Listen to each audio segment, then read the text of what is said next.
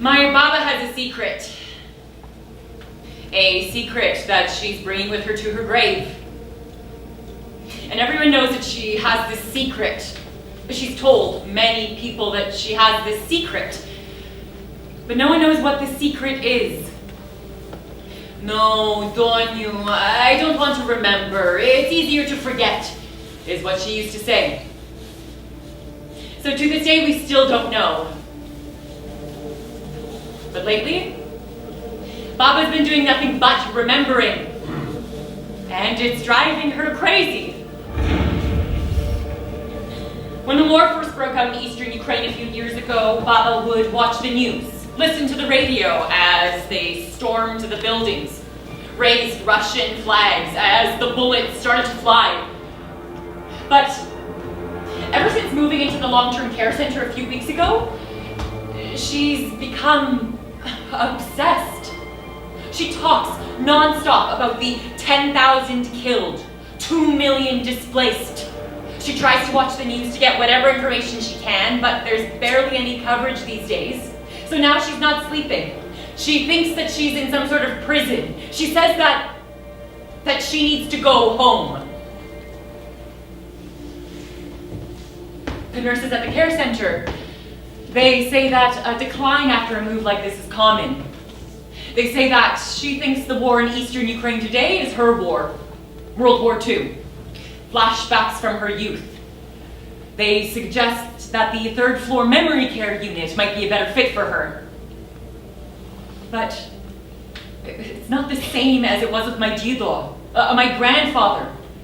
Jido couldn't remember who I was or why I was there. Baba's still alert, just consumed. I suggest that I'll collect a few of her things from the house. That might help her calm down. Feel less anxious. Find some peace.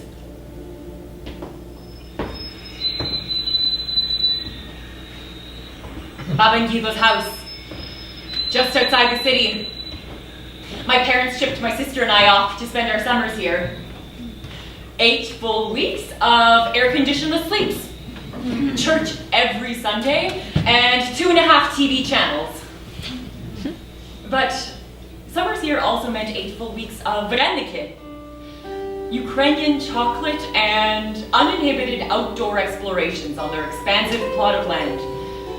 Although really only a ½ acre, back then it felt infinite.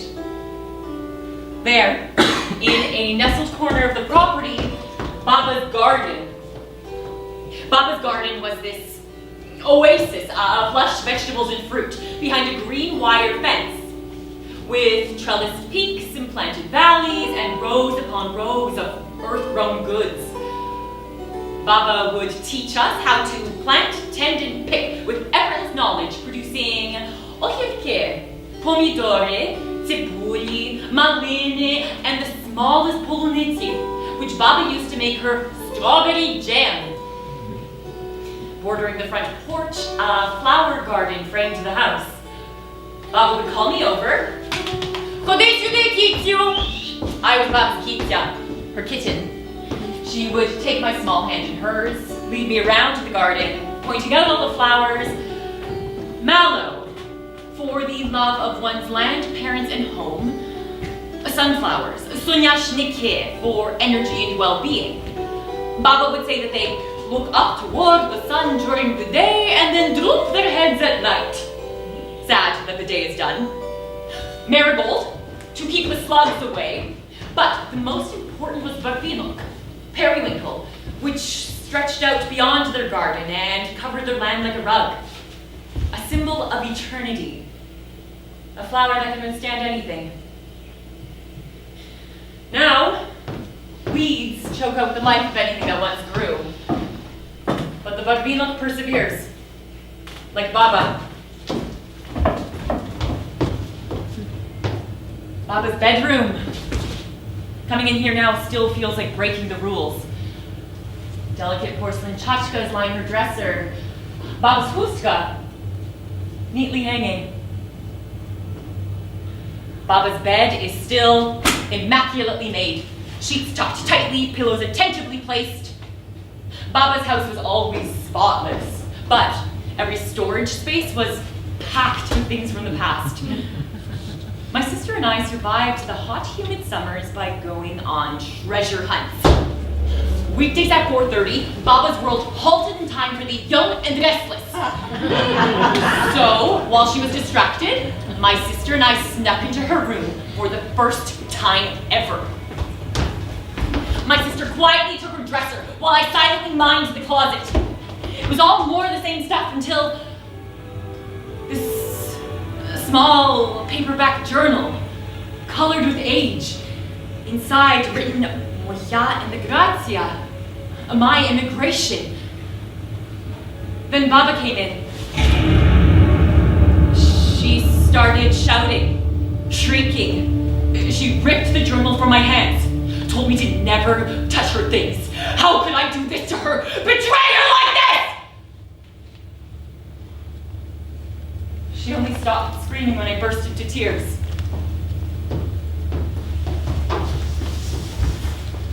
Baba used to tell us bedtime stories about a wolf, which scarred most of my childhood. But the night I found her journal, the wolf came to Baba in her sleep. It was the middle of the night. It started with a soft moan, interspersed with small whimpers, escalating to this horrifying scream which couldn't be ignored any longer. I made my way through the pitch-black living room, stumbling over furniture, navigating my way around the old wood-burning stove. By this time, her cries were low, primal. I entered her room. Baba, Baba, ty krzyczysz! But she wouldn't wake up. I shook her until she sat up with a gasp and grasped my arm with her delicate hands, her soft yet callous skin. She dreamt that they were coming to steal them. She was convinced that they were coming to steal them. I'll never forget the sound of Baba's cries. I gather a few of her things into a box. Old church bulletins, coins, a couple of porcelain Ukrainian dance figurines. I bring them to Baba at the care center. She says that she doesn't have room in this kartseta, prison camp. She asks me why I brought her this smitya, garbage. She asks if I was in her bedroom. Before I have a chance to respond, she says, I'm sorry I made you cry that one day, Donyo. In my bedroom. You didn't know. I tell her not to worry about it, but she says, I was afraid, Donyo. I was afraid of the duche, the ghosts. On my way out, the nurses stopped me. They say that Baba was crying out in her dreams last night. She's still not sleeping well. They're concerned about how it'll affect her cognitive abilities. The next day, I go back to Baba and Gibo's house, straight to Baba's bedroom. If I can understand these flashbacks from her youth, these duche, maybe I can help put her mind at ease, help her find peace. Maybe the answers I need are in this journal.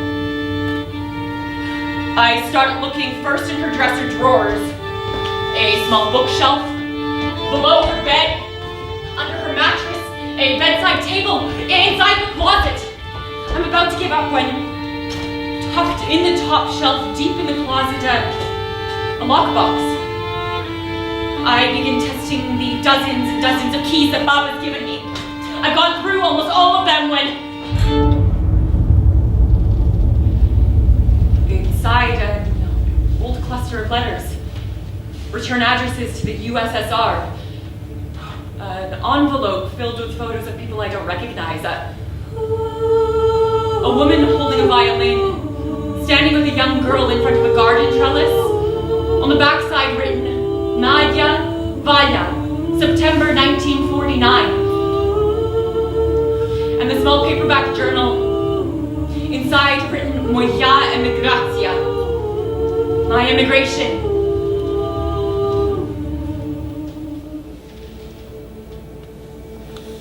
I once read that in the womb, you inherit cells from your mother, your grandmother, even your great-grandmother. They say that we're so much more a part of our ancestors than we understand. Baba's cries, her pain, her terror from a half-century ago. I feel like it's all a part of me that I don't understand. I open the journal. The pages are colored with age, frail, her words faint, in some places water-stained, but legible. And I begin to read.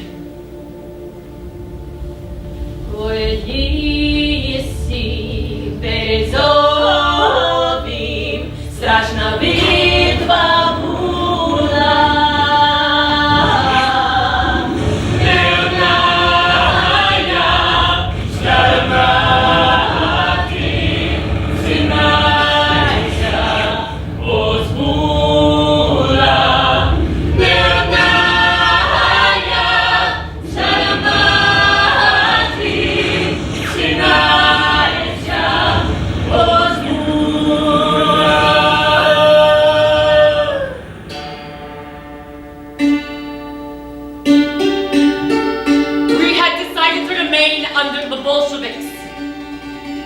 But in spite of our desire, things have turned out differently. First, in 1941, my beloved Ivan joined the Ukrainian resistance army, despite the dangers it posed for him. Things had gone well until one day my dear cousin Nadia and I arrived home to find the house ransacked. Ivan was nowhere to be found. The neighbors told us that the Bolsheviks had come through our village looking for the rebels. That night we were woken by gunshots in the forest. I never saw my Ivan again. Then yesterday, September 8th, 1944, some German field infantry came and chased the people out of our village. By 1:30, we heard that our church was burning, along with part of our village and their outbuildings. Nadia tended to Vanya, who cried and cried while I gathered whatever I could. We overnighted in the forest, but we had to move on before it was light. The Germans had told us that the front would be forming here. We then snaked our way around the mountain. On one side of the road there was a sharp, spiny, exposed rock face. And on the other, a beautiful, picturesque countryside. Against this pretty backdrop, we saw how the smoke from our burnt-out villages gathered and rose.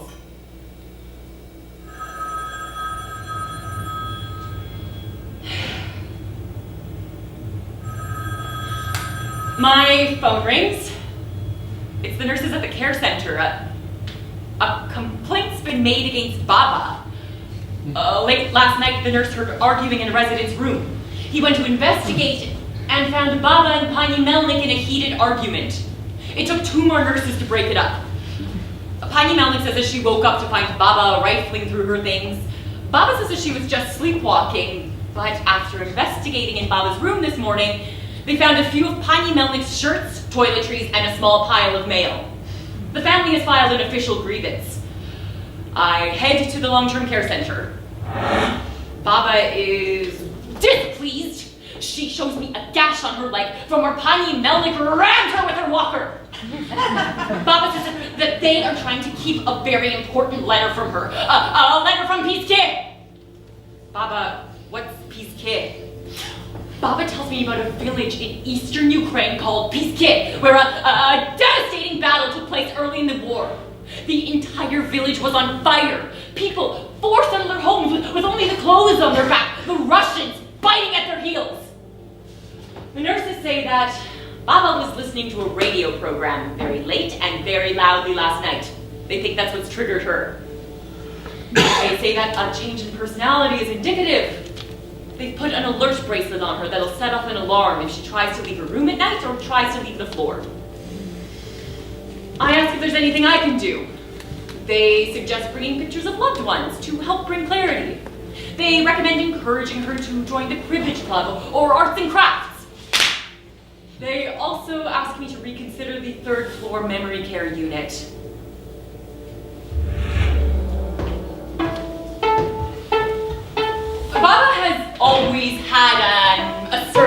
personality.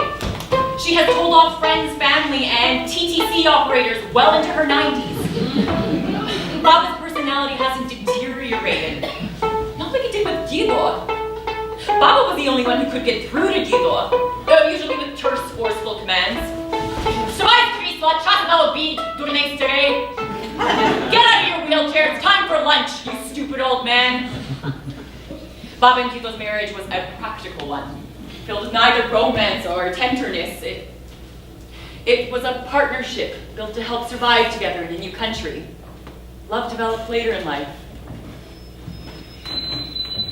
Baba's never mentioned a love before Guido, her beloved Ivan. She always wanted to forget. But Guido loved remembering. Baba had an endless litany of chores which put Guido to work and out of the house and out of her hair. Paint the deck, move the wood pile, chop more wood, move the wood pile again, fill the bird feeder. And if she couldn't think of anything else, she'd just tell him to go walk around the block. But sometimes Guido would sneak away, and along the backside of the shed, he'd paint murals of the Ukrainian countryside. Rolling hills, thatched cottages, bereza trees, and an expansive blue sky. Looking over his masterpieces, he'd call Baba over and begin to sing to her, which Baba hated. But sometimes she'd let him go on, listen quietly, almost allowing herself to enjoy it.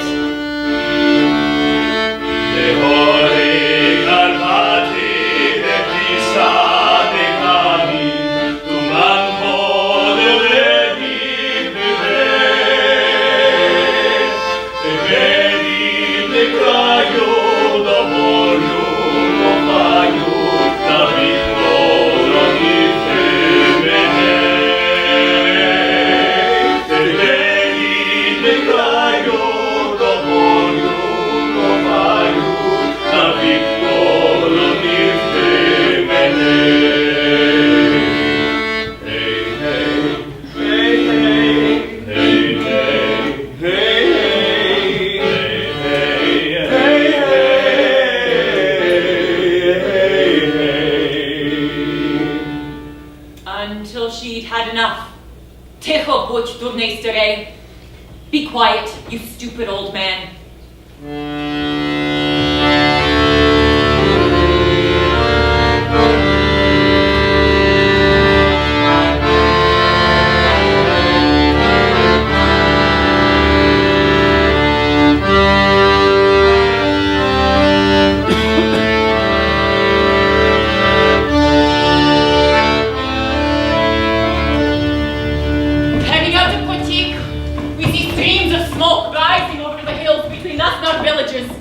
It was obvious they were still on fire.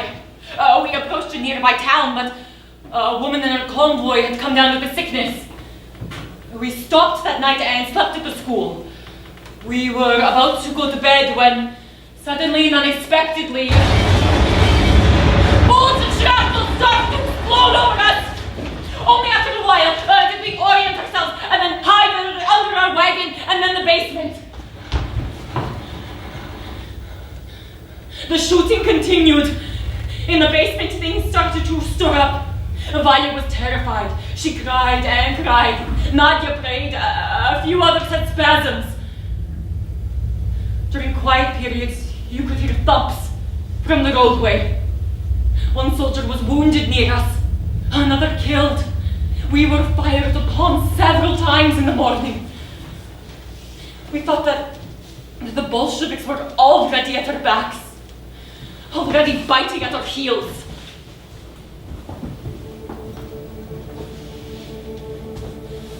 The next day, I called to check in with Baba, to see if she's gotten any sleep. Hi, Baba, it's Hanya. No, I don't want. No, Baba, it's me, Hanya. No, I don't want to buy. Baba, you shut up. Baba, wait. She hangs up. I call back. You shut up. I tell you to shut up. She hangs up again. I can't get through to her, so I head to the long-term care center. Baba looks a little pale. She says that she has something for me. Then, Baba discreetly hands me a plastic bag filled with a few apples, oranges, deli meats, and pudding cups. She says not to let the nurses see.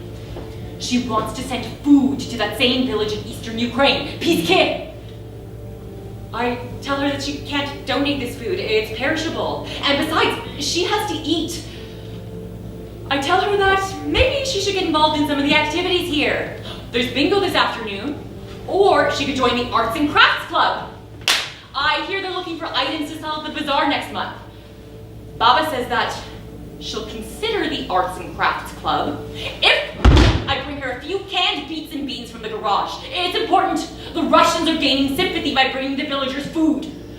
I remind Baba that she doesn't need to worry about the Bolsheviks anymore. She says, not the Bolsheviks, the Russians.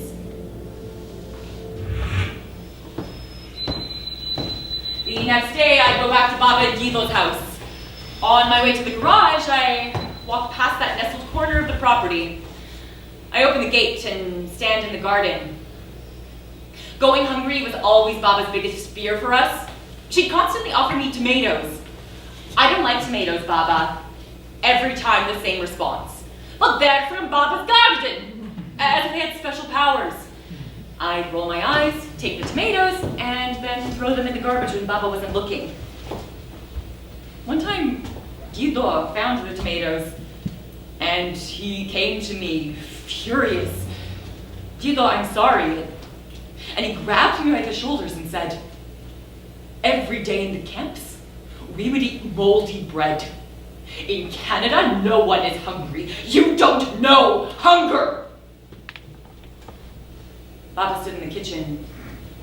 She didn't say anything. She just looked at me, heartbroken. That night I went to Baba. She was reading by the lamp. She told me to lie down next to her, and she held me in the crook of her arm. Quietly, she told me about long before the war, before the Germans, when the Bolsheviks first came. At first 4 or 5, then 50 or 60, that at 11 years old, my age, she and her older cousin, Nadia, went to the next village over begging for food from door to door, but everyone was hungry. There was no food. They called it Holodomor. Why? I asked her. They took everything. They took the tomatoes and potatoes and leeks and beets. They set fire to the orchard. They slaughtered the chickens and the pigs and the cows and the horses. They poured petrol on their carcasses and set them on fire, then buried them. Why? To break our spirits. People in the villages ate leaves, tree bark, dogs, leather, but her father knew where they buried the animal carcasses. He would dig up the cows, and Nadia would cut deep into the flesh to salvage the meat to boil. This is what they ate. But come the first winter, Baba's mother died. Nadia told her that she was just sleeping. Why? To protect me. Nadia always protected me. Baba stopped, told me to go to bed. She never mentioned Nadia again, her protector.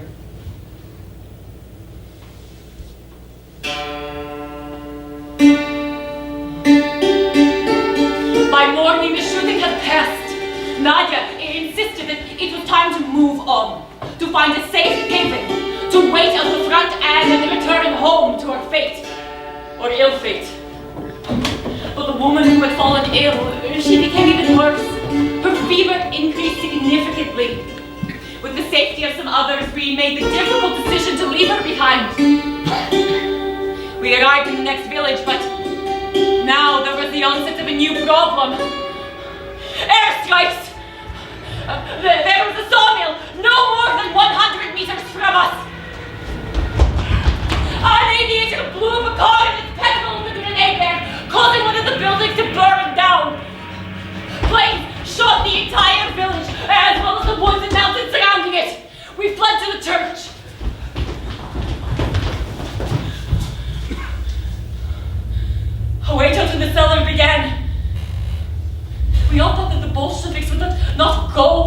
the hills.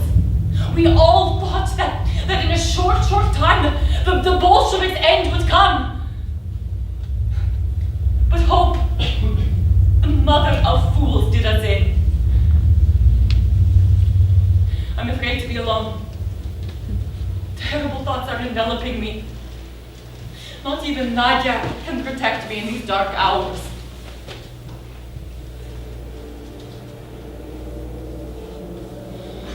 Remembering the nurse's suggestions, I gathered pictures of family.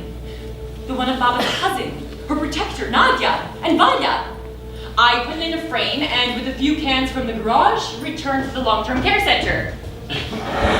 But Baba's not in her room. I searched the entire floor, but I can't find her.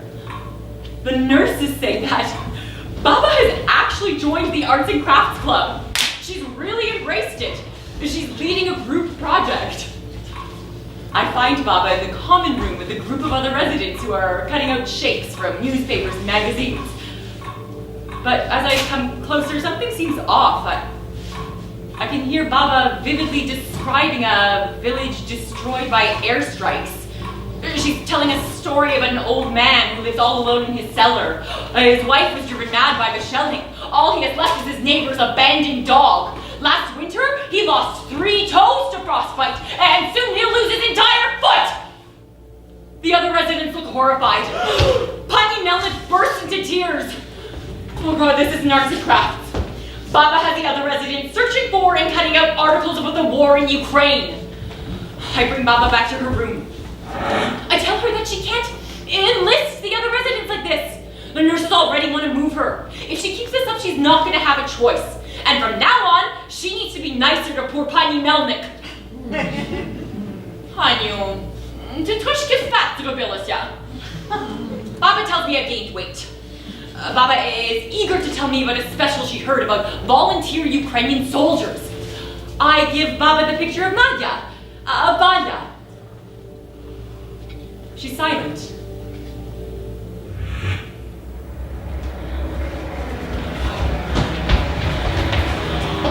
We lived through another barrage of planes flying over the Siam River. These flyovers have instilled in me such a fright that whenever I see a plane, I immediately have to seek cover. We set off for Slopusiane and there, an unexpected pleasure. We came upon the Ukrainian Republic, a local army camp.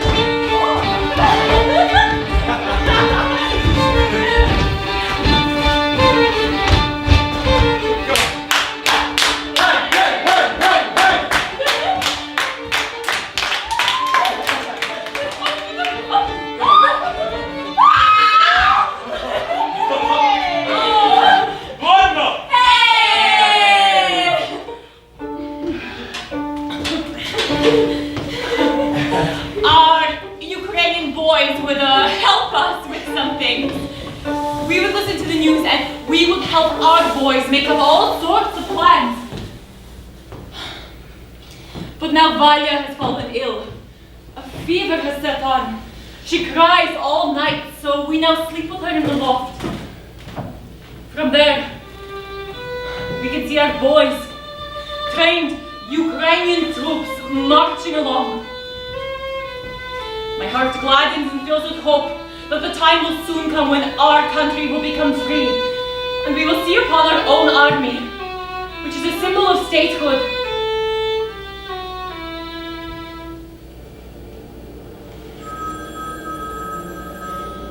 I get a call. Baba escaped? This morning, she snuck around the nurse's station making a beeline for the elevator, but her alert bracelet set off the alarm. The nurses tried to reason with her, but Baba shouted, "I got shit can!" elbowed her nurse's face, grabbed his access card, and headed for the stairwell. And now, the nurses can't find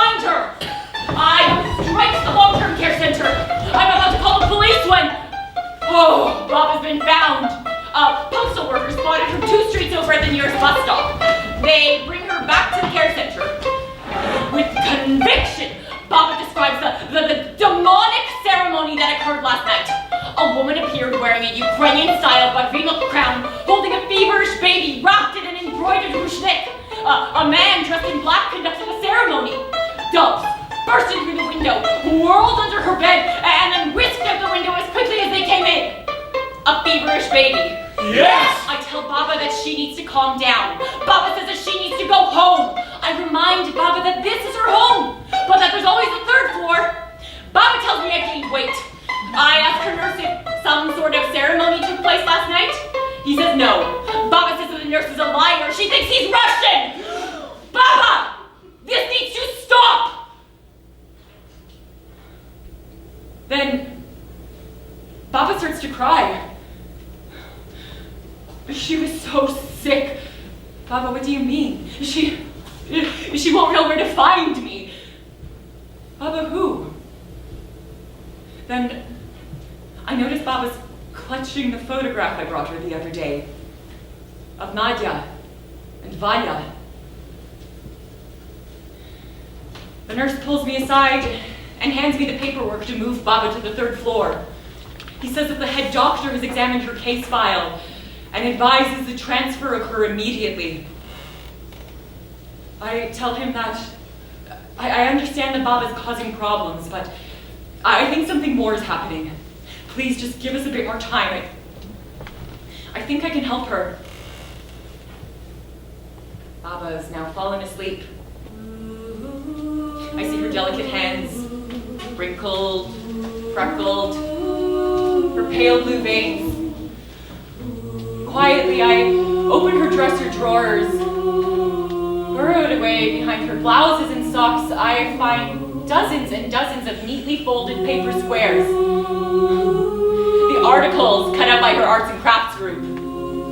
Baba has gone through them all and meticulously circled every word. In one article, she's not only circled, but underlined the name of the same village that she keeps talking about, Pizke. There's a picture. It's near the Donetsk airport. The caption describes it as the site of the deadliest battle this 5-year war has seen. In the margins of another article, she's scrawled the name of the village, Pizke. In the margins of another article, Pizke. And then another, and another, Pizke, Pizke, Pizke. Baba cries out in her sleep. Baba, Baba, ty krzyczysz? She wakes with a gasp. Baba, who's in Pizke? She's silent. She turns away and hands me the photograph. Vanya.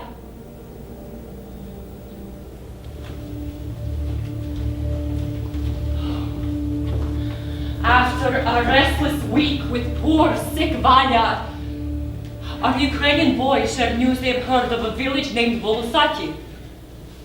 There people have found safety. They've built homes for themselves, new lives. It's the safe haven we've been searching for. We set off for Volosaki, but now Vanya's fever has worsened. She cannot stop crying. And now Nadia complains of fatigue. We stop in the next village at the home of the parish priest. The priest believes that Nadia and Vanya are too ill to go on, that Vanya would not survive further travels. Nonetheless, the others say that they must go in the morning, and the priest generously offers us a room in his home. That evening, Nadia approaches me. She says that in the morning, I must go with the rest of the group to Volosaki. There, I can carve out a place for our family and send for them when she and Vanya have recovered. I refuse, but Nadia won't take no for an answer. She says the priest has medicine. He's already agreed to house them. She says that I am the only hope for a safe future. I must go. If not for myself, for Vanya. The next morning, Holding my sweet, darling Vanya, I embraced Nadia and set off for Volosati.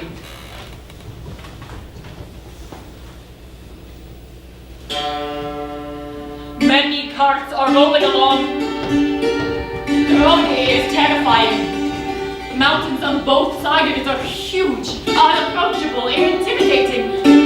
But at the same time, they are astonishingly beautiful. Oi, Господи. Does even this little parcel of Ukrainian territory have to experience the Bolshevik paradise? How far will these Bolsheviks go? In the afternoon, we arrived in Volosati, but that same day a German train approached. It was strange that the Germans disembarked and did not immediately set off robbing. And that evening, a whole village full of soldiers arrived. And we knew that Volosati was no longer safe, that this would become the front. I immediately turned back for Nadia and Vanya, but the others stopped me. They say that we are now faced with great danger. If I go back, I will die, uselessly. That evening, September 24th, I put only my most essential things into a backpack. And in the morning of September 25th, I left Volosati. I left my Nadia, my Vanya, hanging on to only my hope. I tossed aside my native land and crossed the border.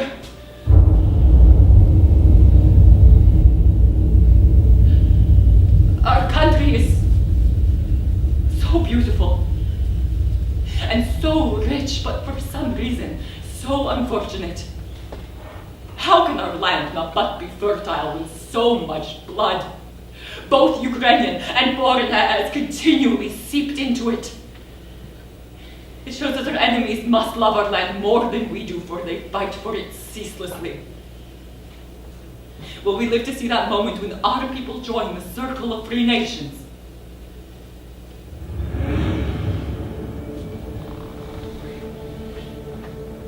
I get a call. Baba's in a fit. The nurses have given her something to calm down. I tell them to ask me next time they try to sedate her. I go straight to Baba. She takes my hand, which still seems so small in hers. She's agitated, confused. She starts talking about losos, salmon, who always go back to their home. She needs to go home. No, Baba home isn't safe, but she won't find me here. Baba who? Vanya! Baba, I know that you left her, and Nadia. Then Baba starts rambling about how the bingo games are rigged and that they're trying to take more money from them. Crooks, criminals, all of them. No, Baba! Baba, tell me. Baba stops, opens her bedside table, and hands me a letter. From Vanya. In Piske, Eastern Ukraine, where the war is happening.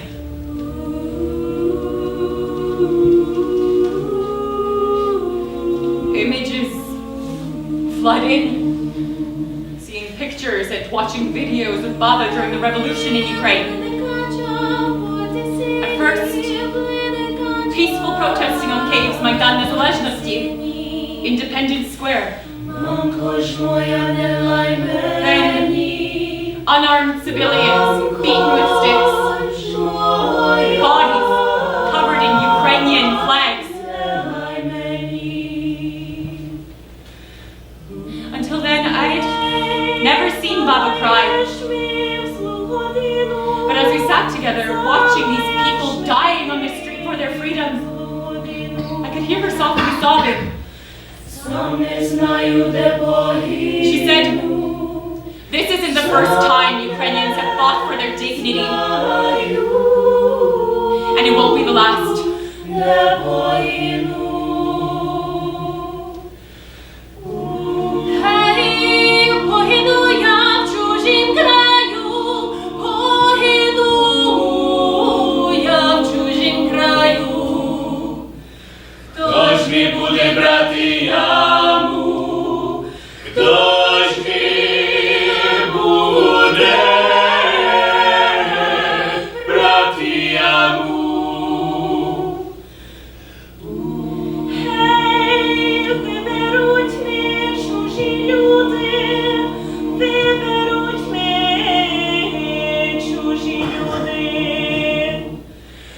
ці не жарти, мамко, буде, ці не жарти, мамко, буде. Гей, якби ж мені, синку, не жаль, якби ж мені, синку, не жаль. Ти ж на моїм серцю лежав, ти ж на моїм серцю лежав. Гей, пливе кача по тисині, пливе кача по тисині.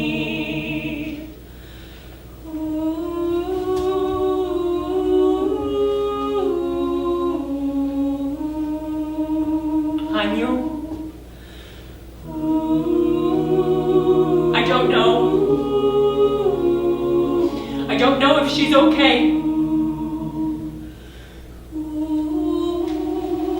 Baba starts telling me about writing back and forth for years. First with Nadia. Nadia and Vanya stayed with the priest.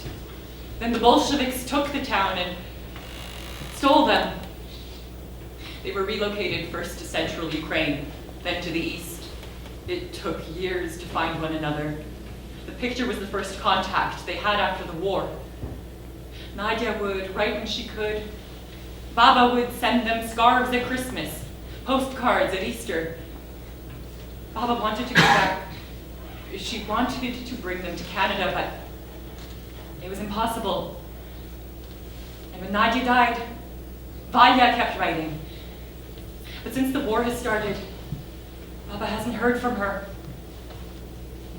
Baba starts talking about home in Ukraine. Before they fled, the creek behind the house, through the gate, across the orchard, down the hill behind the barn, past the field of grass.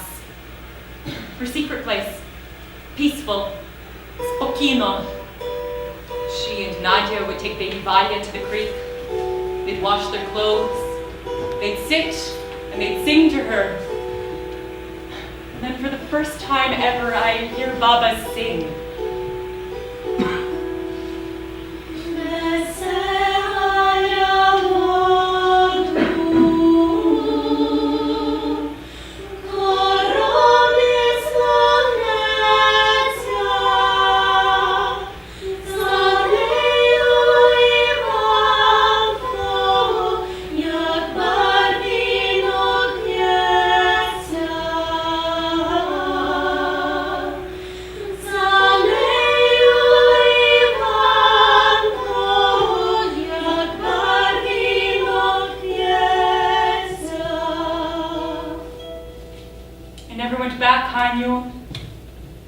My home.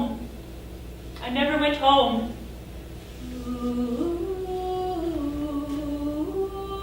She closes her eyes. Dobranoc, Baba. As I leave, do popatrzenia, Kiciu. It's easier to forget, is what she used to say. Baba has never forgotten, and it's torturing her. I start looking first on Google, then on Facebook, for a Vanya in Piske. But all I get are news articles, and there are 1,000 Vanyas in Ukraine. So I turn to the BBC, not the news network, Baba Babi Skazala, the Baba Communication Network, asking everyone and anyone who maybe knows someone in Ukraine who's been affected by the war. I get connected to a friend of a family friend's cousin who did work for NGOs to do some investigative work. Nothing turns up. Oh, but he sends a sizable invoice. So I start sending emails to the Canadian consulate who say they can't do anything. They refer me to the UN Refugee Agency. I leave voicemails, but no one returns my calls. So I start calling different NGOs, groups, the International Displacement Monitoring Center in Switzerland. Anyone I talk to says the same thing. that it's like finding a needle in a haystack. Baba's Vanya was in a town called Pizke, in the country Baba was ripped from, in the country that's once again being ripped apart by war. This war has opened old wounds, Baba's wounds, wounds that have festered, wounds that are torturing her, wounds that I've inherited, that are inside of me that I don't understand. So I go to find answers, to find Vanya, to give Baba peace, because Sam and always go back to their home. I go back to our home. I go to Ukraine.